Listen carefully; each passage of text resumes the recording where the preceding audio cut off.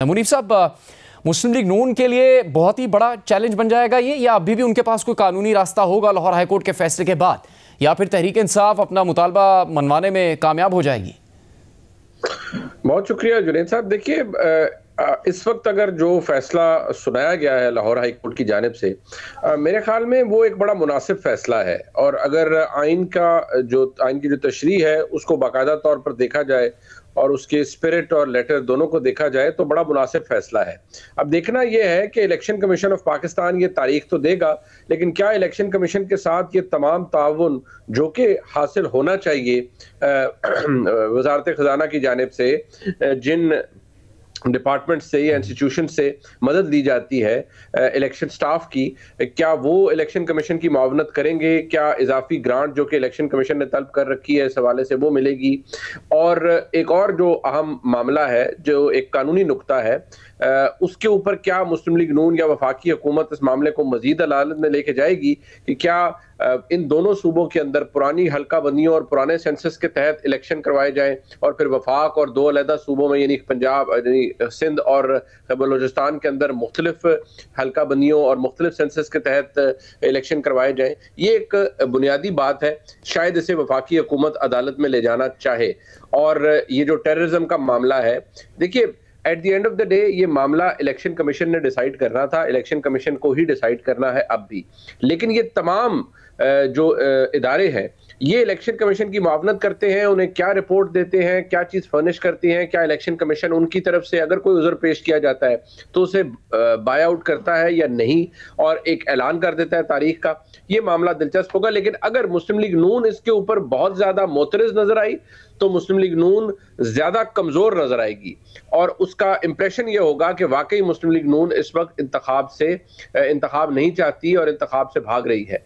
लेकिन अगर मुस्लिम लीग नून को इलेक्शन लड़ने के लिए, जिस तरह आपने राना सनाउल्लाह साहब को कोट किया कि वो तैयार है, मरियम नवाज शरीफ साहब अभी वापस तशरीफ ला चुकी हैं, उन्होंने तकरीबन एक कैंपेन का भी आगाज कर दिया है, तो अब इलेक्शन तो जो आइन के अंदर मुद्दत मौजूद है असेंबली तहलील होने की सूरत में, वो तो 90 दिन है। हम तकरीबन 1 महीना तो उसमें गुजर चुका है। अब अगले 2 महीनों के अंदर इलेक्शन कमीशन ने एक डेट देनी है। लेकिन तमाम चीजें इस बात पर उसके गिर्द घूम रही हैं कि देखिए, इलेक्शन कमीशन एक इदारा है लेकिन उसके पास अपनी बड़ी लिमिटेड एग्जीक्यूटिव फोर्स है। उसने बाकी इदारों से मुआवनत लेनी होती है, वफाक से फंड्स लेने होते हैं।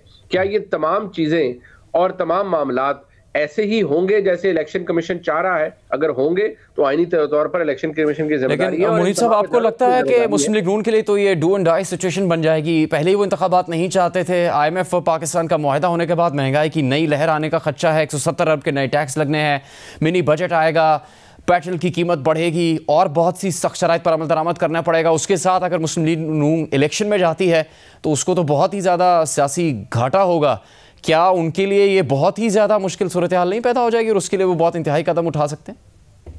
देखिए, डेस्परेट कदम अगर उठाएंगे, देखिए मुस्लिम लीग नून के बारे में अगर मैं ये कहूँ इस वक्त कि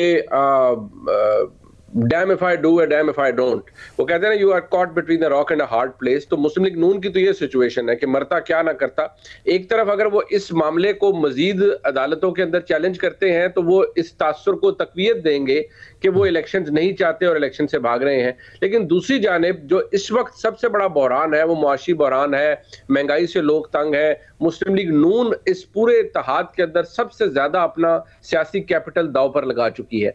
बहुत ज्यादा मुस्लिम लीग नून को और मुस्लिम लीग नून बहुत एंट्रेंच थी पंजाब के अंदर जब ऑपोजिशन में थी। तहरीक इंसाफ के दौर में भी मुस्लिम लीग नून ने कोई 85-90% के करीब बाई इलेक्शन जीते हैं और थंपिंग मेजोरिटी से जीते हैं, बड़े तगड़े तरीके से जीते हैं। लेकिन अब जो लेटेस्ट हमारे पास सामने जो टेस्टमेंट है वो तो है कि जो इमरान खान साहब ने बाई इलेक्शन जीते हैं, उससे तो यह जाहिर होता है कि वो मकबूल है। हुकूमत के अंदर इनकम्बेंसी फैक्टर वैसे ही हिट करता है, लेकिन यहाँ तो इनकम्बेंसी से ज्यादा वो मसाइल हैं जिनसे घिरी हुई है मुस्लिम लीग नून। मुस्लिम लीग नून को अपने वर्कर को निकालना है, उसको चार्ज करना है, लोगों को कन्विंस करना है कि ये महंगाई उनकी वजह से नहीं है, जो कि बहुत और मुश्किल और अपहिल टास्क है। लिहाजा अगर कोई चैलेंज है तो वो मुस्लिम लीग नून के लिए है और ये बहुत बड़ा चैलेंज। बहुत बहुत शुक्रिया आपका मुनीफ फारूक साहब।